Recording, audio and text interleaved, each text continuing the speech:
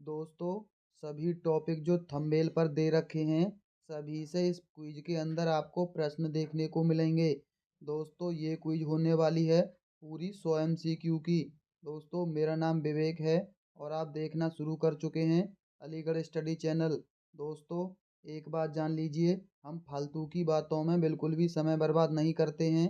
तो चलिए पहला प्रश्न देख लेते हैं। निम्नलिखित में से कौन सा शब्द विदेशी है? पहला है मसान, चिमटा, खिड़की, तूफान। दोस्तों, इस प्रश्न का सही जवाब है ऑप्शन डी, तूफान शब्द विदेशी शब्द है। अगला प्रश्न है, कौन सा शब्द तत्सम नहीं है? दोस्तों, यहाँ पूछा है नहीं है। पहला है विवाह, शाक, मुखिया या जनता। दोस्तों, इस प्रश्न का सही जवाब है ऑप्शन तीसरा, मुखिया। तद्भव शब्द है, ना कि तत्सम। अगला है, किस विकल्प में सभी शब्द विदेशी मूल के हैं? आदमी, गवाह, ठिकाना, साहब, ठिकाना, दावत, लगान, थाना, आसमान। दोस्तों, इस प्रश्न का सही जवाब है ऑप्शन पहला, आदमी और गवाह ये दोनों शब्द विदेशी मूल के हैं। अगला है, 8 बार 9 त्योहार लोकती का अर्थ है। पहला ऑप्शन है तालमेल ना होना, मौज मस्ती से जीवन बिताना, देखा देखी परिवर्तन आना या दुगना लाभ। दोस्तों, इस प्रश्न का सही जवाब है ऑप्शन चौथा, दुगना लाभ।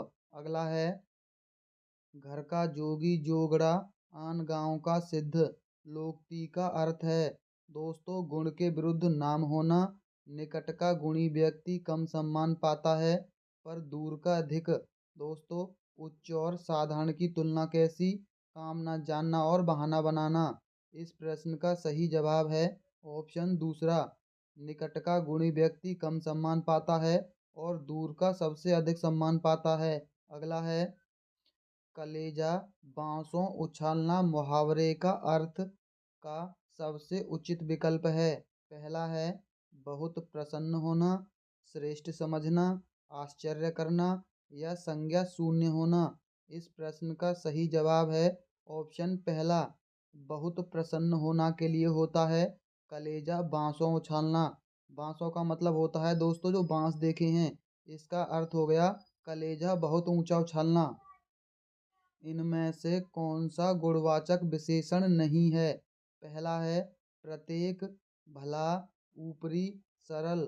दोस्तों, इस प्रश्न का सही जवाब है ऑप्शन पहला, प्रत्येक शब्द गुणवाचक विशेषण नहीं है। अगला है, खीर तैयार करने में आधा किलोग्राम दूध लग गया। इस वाक्य में किस विशेषण का प्रयोग किया गया है? ऑप्शन है परिमाण बोधक विशेषण का, सार्वनामिक विशेषण का, गुणवाचक विशेषण का, संख्यावाचक विशेषण का। दोस्तों, इस प्रश्न का सही जवाब है ऑप्शन पहला, परिमाण बोधक विशेषण का प्रयोग किया गया है। दोस्तों, अगला है, निम्नलिखित में से संज्ञा विशेषण हेतु असंगत विकल्प का चयन कीजिए। मनुष्य का मनुष्यता होता है, मधुर का माधुर्य होता है, पुष्प का पुष्पित होता है और राज का काज होता है। दोस्तों, इस प्रश्न का सही जवाब है ऑप्शन डी, राज का काज नहीं बल्कि राजशाही होता है। अगला है, निम्नलिखित में से जातिवाचक संज्ञा नहीं है। दोस्तों, विद्वान, गांव, सती, ठगी। दोस्तों, जातिवाचक संज्ञा नहीं है ठगी। ठगी एक भाववाचक संज्ञा है। अगला है, चाल शब्द किस संज्ञा का उदाहरण है? पहला है भाववाचक संज्ञा का, समूहवाचक संज्ञा का, व्यक्तिवाचक संज्ञा का या जातिवाचक संज्ञा का। दोस्तों, चाल है भाववाचक संज्ञा का उदाहरण। अगला है, निम्नलिखित में से जातिवाचक संज्ञा है भिन्नता, बुराई, मूर्खता, पशु। दोस्तों, जातिवाचक संज्ञा है पशु, क्योंकि पशु सभी जातियों को संबोधित करता है। अगला है, निम्नलिखित में से अन्य पुरुषवाचक सर्वनाम है। पहला है मैं, वे, आप, हम। दोस्तों, अन्य का मतलब वे। अगला है, मध्य पुरुष से संबंधित वाक्य है। पहला है उन्हें सम्मानित किया गया। दूसरा, वह अपने आप पहुंच गया। तीसरा, आप आगे आ जाइए, मैं आप चला जाऊंगा। दोस्तों, इस प्रश्न का सही जवाब है ऑप्शन सी, आप आगे आ जाइए। इसमें मध्य पुरुष से संबंधित वाक्य है। अगला है, किस वाक्य में निजवाचक सर्वनाम का प्रयोग नहीं हुआ? पहला है, हम अपने आप को भूल जाएं, भूल गए। ऐसे समय में आप साथ ना दोगे तो कौन देगा? आप भला तो जग भला। वह अपने को सुधार रहा है।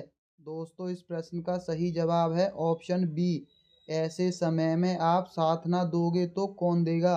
ये एक निजवाचक सर्वनाम नहीं है इसके अंदर। दोस्तों, हम है निजवाचक सर्वनाम, आप है और वह है।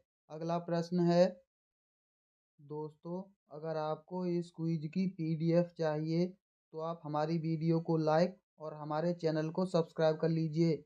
दोस्तों, जिन लोगों को पीडीएफ चाहिए वो हमारे टेलीग्राम चैनल से जुड़ जाइए। हमारे टेलीग्राम चैनल का लिंक हमने डिस्क्रिप्शन में डाल दिया है। आप वहां से हमारे टेलीग्राम चैनल से जुड़ सकते हैं। इसका पीडीएफ आपको हम टेलीग्राम चैनल पर दे देंगे, लेकिन मिलेगा उनको ही जिन्होंने वीडियो लाइक और चैनल को सब्सक्राइब कर रखा होगा। दोस्तों, प्रश्न है, काल के आधार पर क्रिया के कितने मुख्य भेद होते हैं? पहला है 3, 7, 8, 2। दोस्तों, इस प्रश्न का जो सही जवाब है वो है ऑप्शन पहला, 3 होते हैं काल के आधार पर, भूतकाल, वर्तमान काल और भविष्य काल। दोस्तों, अगर क्रिया के भेद पूछेगा तो 2 होते हैं, सकर्मक क्रिया और अकर्मक क्रिया। अगला प्रश्न है, दोस्तों, सूची एक को सूची दो से मिलाना है। यहाँ वाक्य दे रखे हैं, यहाँ कौन सी क्रिया होगी? दोस्तों, राम रोटी खाता है। दोस्तों, जब भी आप किसी वाक्य में क्या शब्द करते हैं यानी क्या से प्रश्न करते हैं, वहाँ सकर्मक क्रिया होती है। अगर क्या का जवाब मिल जाता है, राम क्या खाता है? रोटी खाता है, यानी इसके अंदर सकर्मक क्रिया होगी। राम क्या पढ़ता है? जवाब नहीं मिला दोस्तों, यहाँ अकर्मक क्रिया होगी। दोस्तों, आप अपना काम किसी और से करवाते हैं तो दोस्तों वहाँ प्रेरणार्थक क्रिया होती है। शिक्षक विद्यार्थी से किताब पढ़वाता है। दोस्तों, किसी और से कार्य करवाना प्रेरणार्थक क्रिया। और वह लड़का चल बसा। दोस्तों, चल क्रिया है और बसा क्रिया है, यानी इसके अंदर 2 क्रियाएं हैं, तो संयुक्त क्रिया।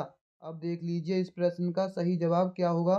दोस्तों, पहले का हो गया चौथा, दूसरे का हो गया तीसरा, और तीसरे का हो गया दूसरा, और चौथे का हो गया पहला, यानी इसका सही जवाब मिल गया हमें ऑप्शन दूसरा। अगला प्रश्न है, रचना की दृष्टि से क्रिया के सामान्यतः कितने भेद होते हैं? दोस्तों, अभी अभी हमने आपको बताया है क्रिया के 2 भेद होते हैं, सकर्मक क्रिया और अकर्मक। दोस्तों, ये दोनों क्रिया के भेद होते हैं। अगला है, किस वाक्य में अपादान कारक का प्रयोग नहीं हुआ है? दोस्तों, मेरे हाथ से घड़ी छूट पड़ी। दूसरा है, आपके दर्शन से लाभ हुआ। तीसरा है, आत्मा देह से भिन्न है, कोयला खदान से निकाला गया। दोस्तों, अपादान कारक को आप कभी नहीं भूलोगे। बस एक बात जान लीजिए, कोई वस्तु अगर अपना स्थान छोड़कर दूसरे स्थान पर जाती है, वहाँ अपादान कारक होगा। जैसे मेरे हाथ से घड़ी छूट गई, हाथ से घड़ी अलग चली गई, यानी अपादान कारक। दूसरा देख लीजिए, आपके दर्शन से लाभ हुआ।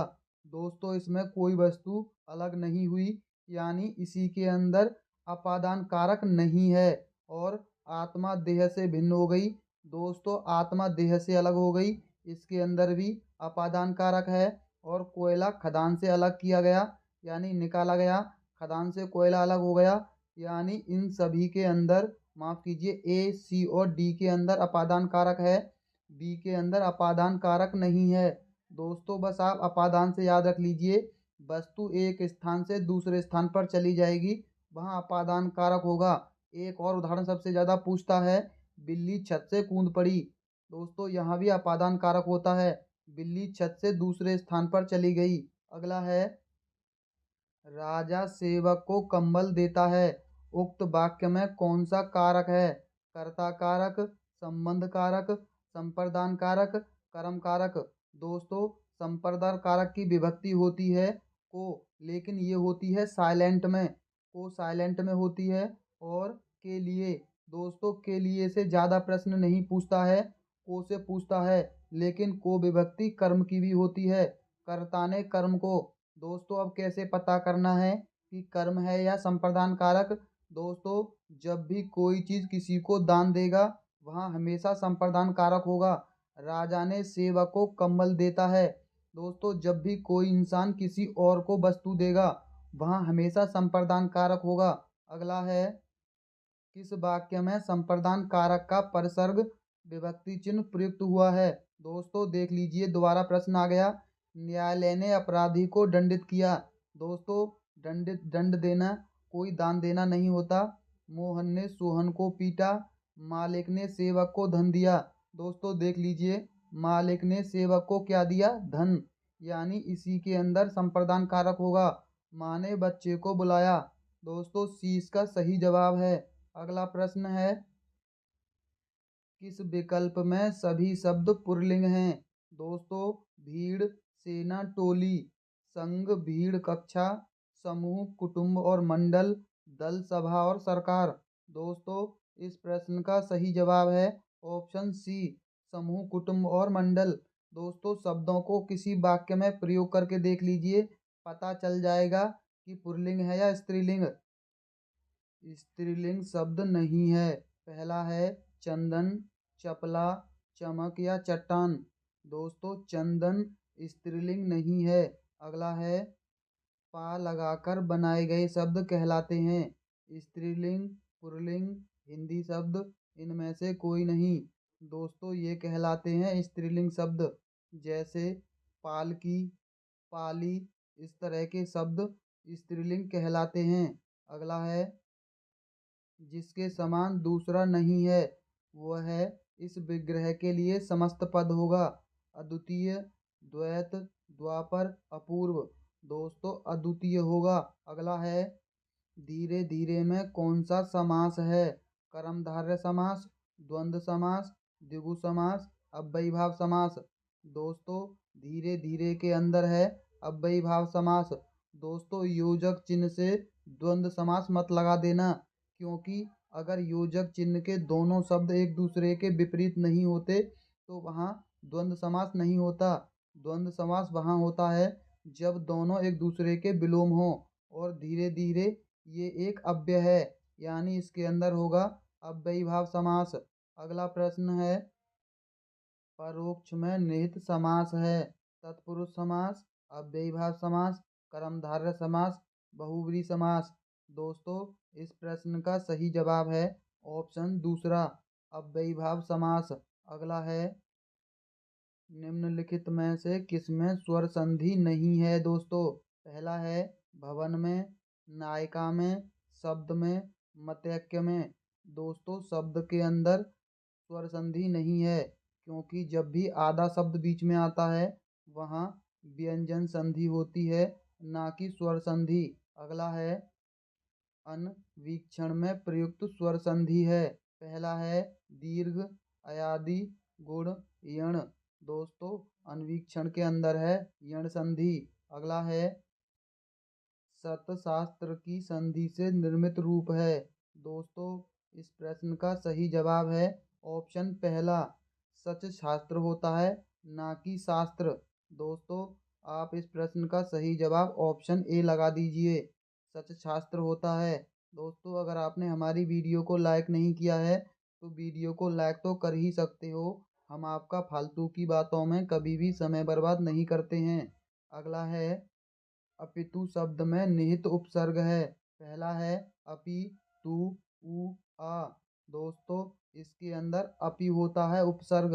अगला है, क्रिया के अंत में लगने वाले प्रत्यय कहलाते हैं उद्धव, उपसर्ग, कृदंत, तदित। दोस्तों, क्रिया के साथ लगते हैं कृदंत प्रत्यय। अगला है, इल प्रत्यय से निर्मित शब्द नहीं है फेनिल, शामिल, जटिल, तुंदिल। दोस्तों, शामिल में इल प्रत्यय नहीं है। अगला है, सूची एक का सूची दो से मिलान कीजिए। पहला है परिश्रम व्यक्ति अच्छे लगते हैं। दोस्तों ये बिल्कुल सरल वाक्य है। मालिक ने कहा कि कल छुट्टी होगी। दोस्तों की से जुड़े हुए वाक्य होते हैं मिश्र वाक्य, चाहे वो क्योंकि से जुड़ा हो। इसके अंदर भी आपको की दिखाई देगा, यानी की से जुड़े हुए वाक्य होते हैं मिश्र वाक्य। वह आया और कुछ नहीं कहा। दोस्तों और से जुड़े हुए वाक्य होते हैं संयुक्त वाक्य। और ये चिन्ह तो आपको सबको पता ही है, ये होता है प्रश्नवाचक। यानी पहला होगा सरल वाक्य, दूसरा होगा मिश्र वाक्य, तीसरा होगा संयुक्त वाक्य और चौथा होगा प्रश्नवाचक वाक्य। यानी इस प्रश्न का सही जवाब है ऑप्शन दूसरा। अगला प्रश्न है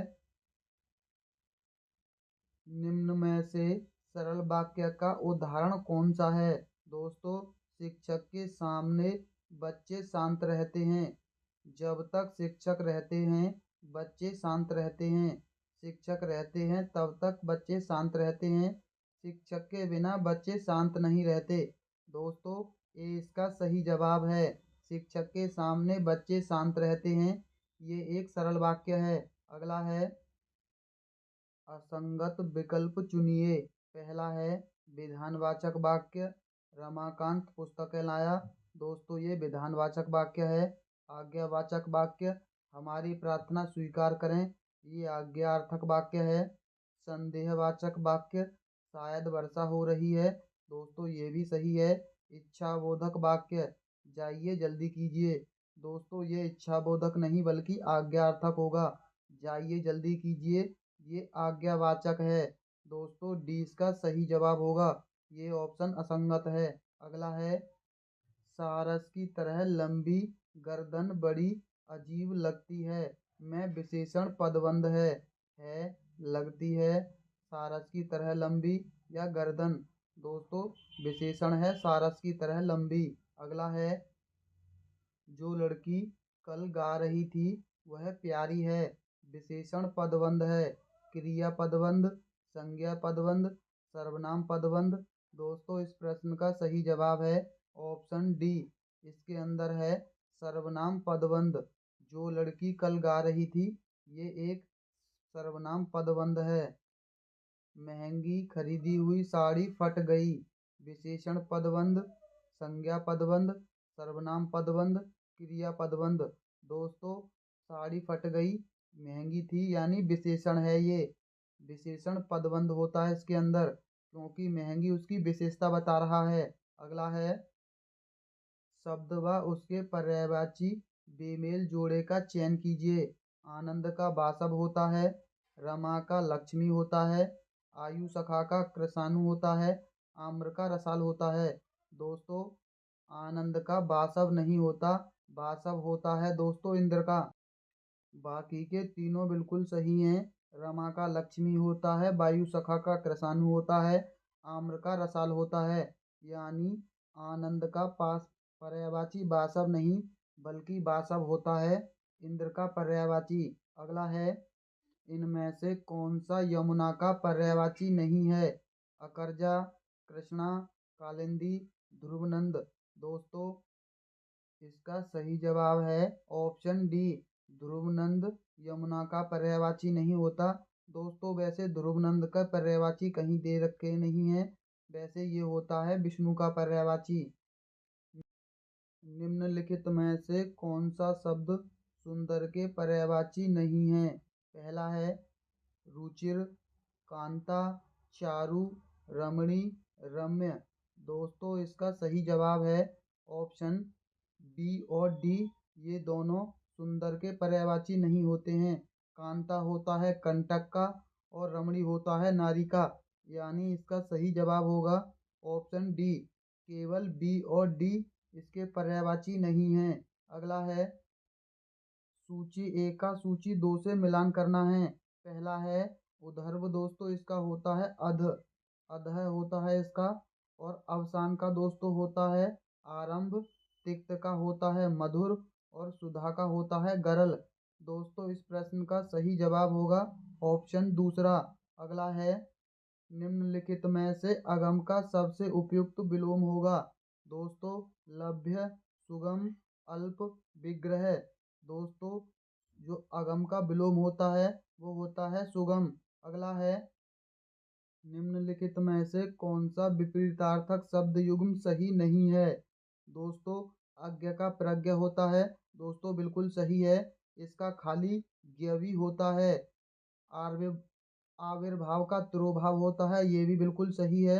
उद्यमी का निरुद्धम होता है, ये भी सही है। वृष्टि का अतिवृष्टि नहीं होता दोस्तों। दोस्तों, वृष्टि का अतिवृष्टि नहीं बल्कि अनावृष्टि होता है। वृष्टि लग जाएगा पीछे। अगला है, अनेकार्थी शब्द पतंग का निम्नलिखित में से एक अर्थ नहीं है। सूर्य, बादल, फतिंगा, पक्षी। दोस्तों, पतंग का बादल नहीं होता है। अगला है, द्विज का अर्थ नहीं है। ब्राह्मण, पक्षी, हाथी, दांत। दोस्तों, द्विज का अर्थ नहीं होता है हाथी। अगला है, निम्नलिखित में से कौन सा एक अतिथि का अर्थ नहीं है। पहला है, मेहमान, उसका बेटा, हिंदी माह की एक तिथि, साधु। दोस्तों, अतिथि का हिंदी माह की एक तिथि नहीं होता है। अगला है, निम्नलिखित में से जलद और जलज शब्द युग्म का संगत अर्थ है।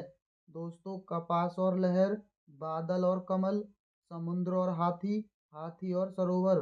दोस्तों, दा होता है बादल के लिए और जा होता है कमल के लिए। अगला है, अगम आगम शब्द युग्म के लिए सही संगत अर्थ है। दोस्तों, अधिक और बहुत, आगम और प्रस्थान, दुर्लभ और प्राप्ति, प्रतिकूल और अनुकूल। दोस्तों, इसका सही जवाब है ऑप्शन सी तीसरा, दुर्लभ और प्राप्ति। अगला है, द्वीप और द्वीप शब्द युग्म का उचित अर्थ युग्म होगा। दिया और हाथी, दिया और दीप, दाई और दाही, दिया और दीप। दोस्तों, इस प्रश्न का सही जवाब है ऑप्शन पहला, दिया और हाथी होता है। अगला है, पके हुए अन्न की भिक्षा। इस वाक्यांश के लिए एक शब्द होगा। मधुकरी, दुर्घर्ष, लोमस, दुर्भिक्ष, दुर्भिक्ष। दोस्तों, इसका प्रश्न का सही जवाब है ऑप्शन पहला, मधुकरी होता है पके हुए अन्न की भिक्षा का। अगला है, जो पहले कभी न हुआ हो वाक्य के लिए निम्न में से कौन सा शब्द सबसे उपयुक्त है। अग्रिम, अज्ञेय, अभूतपूर्व, अपरिमेय। दोस्तों, जो कभी न हुआ हो उसके लिए होता है अभूतपूर्व। अगला है, दोस्तों, निम्नलिखित वाक्यों का अवलोकन कर सही उत्तर देना है। जो अपनी हत्या कर लेता है उसे आत्मघाती कहते हैं। दोस्तों, ये बिल्कुल सही है। कोई बात जो बढ़ा चढ़ाकर कही गई हो उसे असंभव कहते हैं। दोस्तों, उसे असंभव नहीं बल्कि अतिशयोक्ति कहते हैं, यानी भी गलत है। तीसरा है, राजभवन के अंदर महिलाओं के निवास को अंतःपुर कहते हैं, बिल्कुल सही है। जिस पर कोई नियंत्रण ना हो उसे अनिमंत्रित कहा जाता है। दोस्तों, उसे अनिमंत्रित नहीं बल्कि अनियंत्रित कहा जाता है, यानी डी भी गलत है। दोस्तों, उस व्यक्ति को रोमांचित कहा जाता है जिसके रोंगटे खड़े हो जाएं। दोस्तों, बिल्कुल सही है, यानी इस प्रश्न का सही जवाब होगा ऑप्शन पहला, ए, सी और ई सही हैं, बी और डी कथन गलत हैं। अगला है, निम्नलिखित में से शुद्ध वर्तनी युक्त शब्द है। दोस्तों, चतुर्थ, व्युत्पत्ति, पैतृक और विस्मरण। दोस्तों, इसका जो सही जवाब है ऑप्शन डी सही है। विस्मरण बिल्कुल शुद्ध लिखा हुआ है। चतुर्थ लिखा जाता है। दोस्तों, ये मात्रा जो आती है वो था पर आती है और व्युत्पत्ति में छोटी मात्रा आती है और यहाँ भी छोटी मात्रा आएगी। एक बचा पैतृक।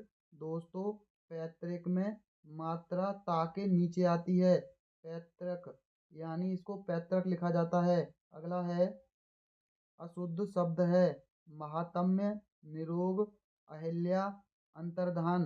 दोस्तों, इसका सही जवाब ऑप्शन डी है, अंतर्धान लिखा जाता है। दोस्तों, इसका जो सही लिखा जाता है वो इस तरह से लिखा जाएगा।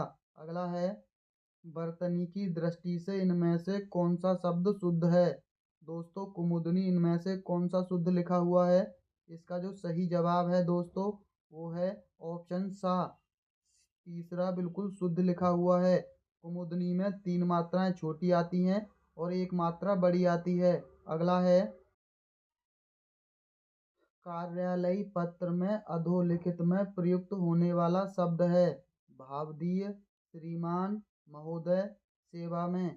दोस्तों इसके अंदर जो प्रयुक्त होता है भावदीय होता है। अगला है सरकारी पत्रों में अधोलिखित के रूप में से किस शब्द का प्रयोग किया जाता है। श्रीमान, महोदय, भावदीय, सेवा में। दोस्तों यहाँ देख लीजिए, दोनों प्रश्न 2024 में पूछे गए हैं, अलग अलग एग्जाम में, थोड़े से हेर फेर के साथ।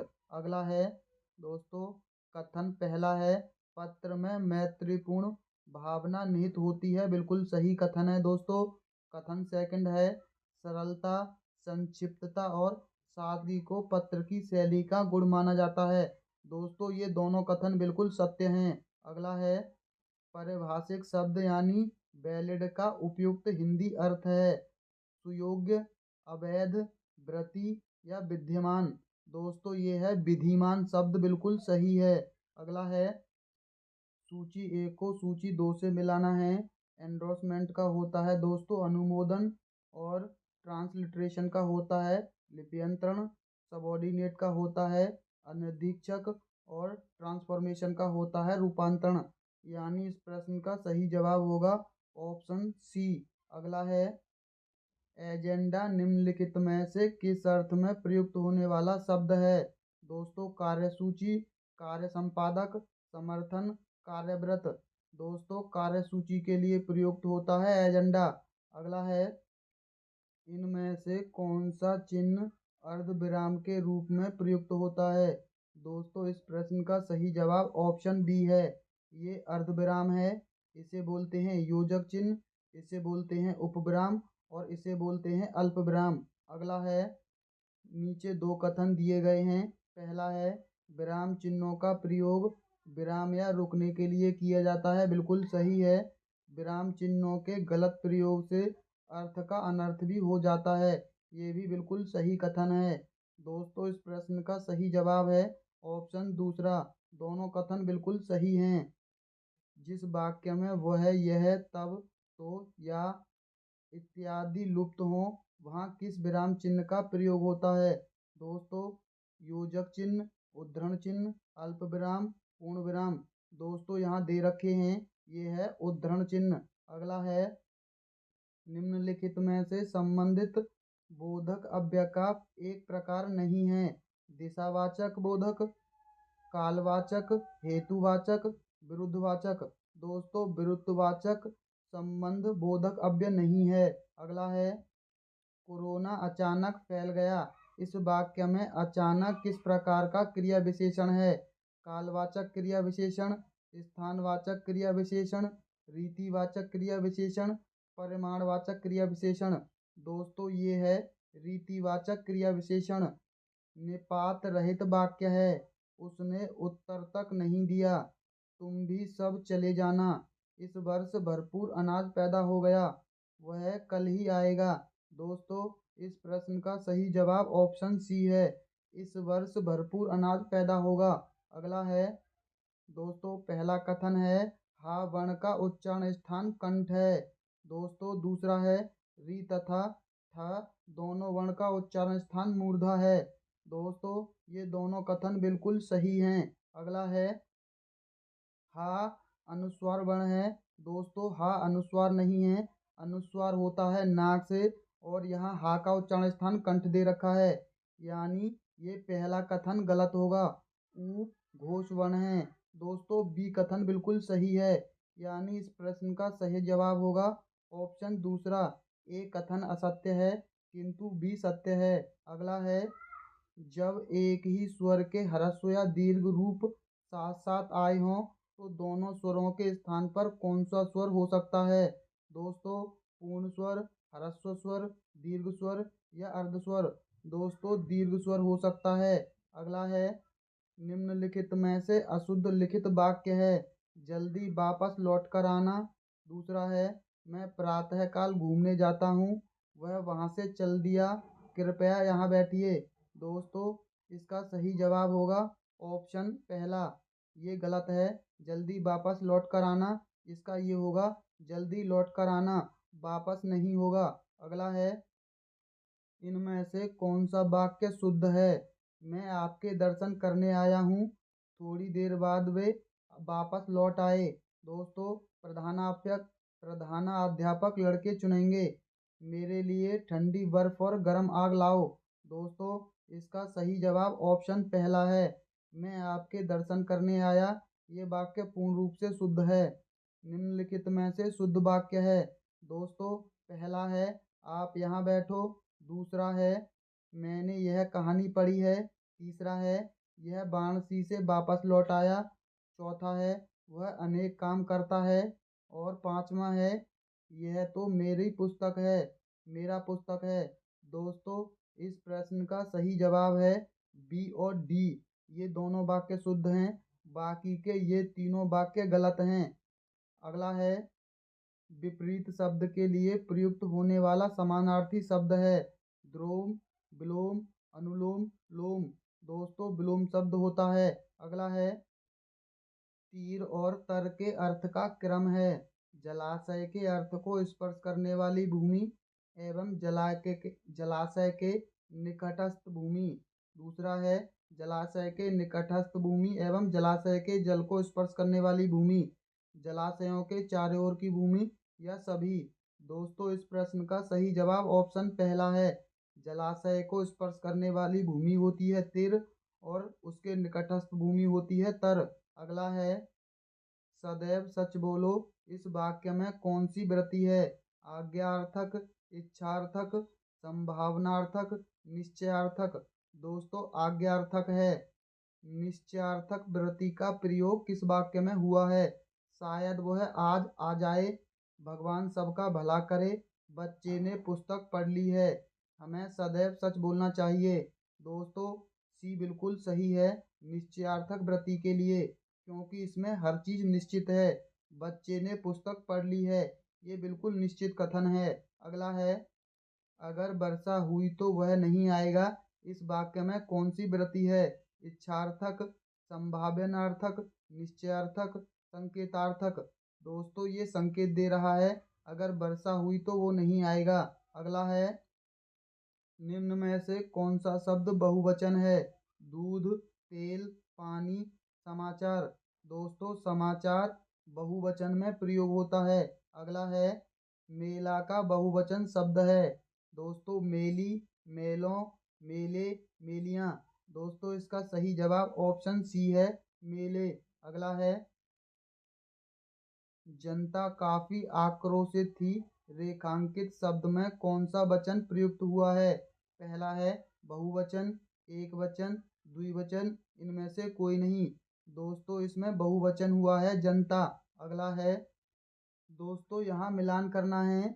अनुस्मारक का होता है दोस्तों स्मरण पत्र, और परिपत्र का होता है अनेक प्रसिद्धियों को भेजे जाने वाला पत्र, और अधिसूचना का होता है राजपत्र में प्रकाशित सूचना, और ज्ञापन का होता है राजकीय पत्राचार में समकक्ष या अधीनस्थ अधिकारियों या कर्मचारियों को साधारण संदेश देने के लिए लिखा जाने वाला पत्र। यानी इस प्रश्न का सही जवाब होगा ऑप्शन दूसरा। पहले का दूसरा, दूसरे का पहला, तीसरे का चौथा, और चौथे का तीसरा। अगला है, ज्ञापन के विषय में असत्य कथन है।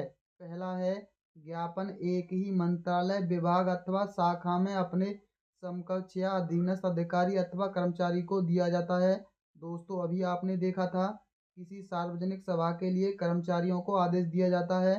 दोस्तों, जब एक ही विभाग के लिए है तो सार्वजनिक के लिए कैसे होगा? यानी 20 का गलत है। ज्ञापन में महोदय संबोधन होता है, ना कि भावदीय स्वनिर्देशन। दोस्तों, ये भी बिल्कुल सही है।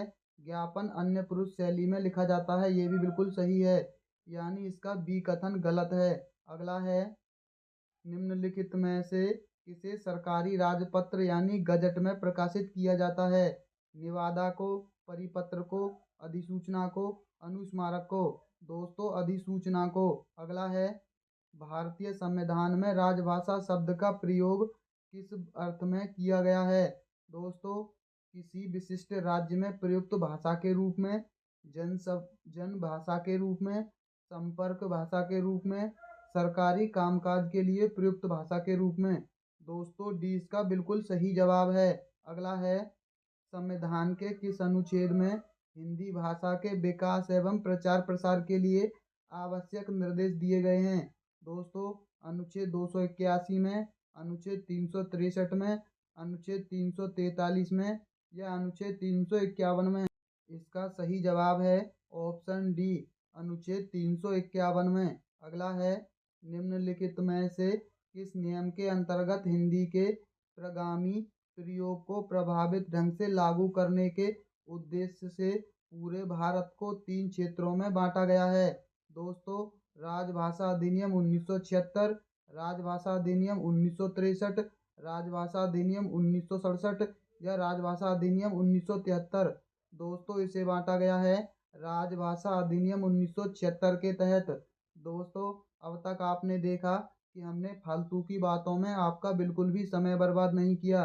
दोस्तों जो लोग इसी प्रकार की बिना फालतू की बातों के अच्छी प्रैक्टिस करना चाहते हैं वो हमारी वीडियो को लाइक और हमारे चैनल को सब्सक्राइब जरूर कर लेना। दोस्तों सब्सक्राइब करने के बाद बेल आइकन को दबा देना ताकि हमारी वीडियो जब भी अपलोड हो आपको आसानी से पता चल जाए। तो चलिए दोस्तों हम फालतू की बातें ना पहले करते हैं ना बाद में, ना आपका बिल्कुल भी फालतू का समय बर्बाद करते हैं। दोस्तों एक बात और, अगर आपको पीडीएफ चाहिए तो आप हमारे अलीगढ़ स्टडी चैनल टेलीग्राम से जुड़ जाइए। तो चलिए दोस्तों मिलते हैं बहुत जल्द अगली वीडियो में। वीडियो देखने के लिए बहुत बहुत धन्यवाद।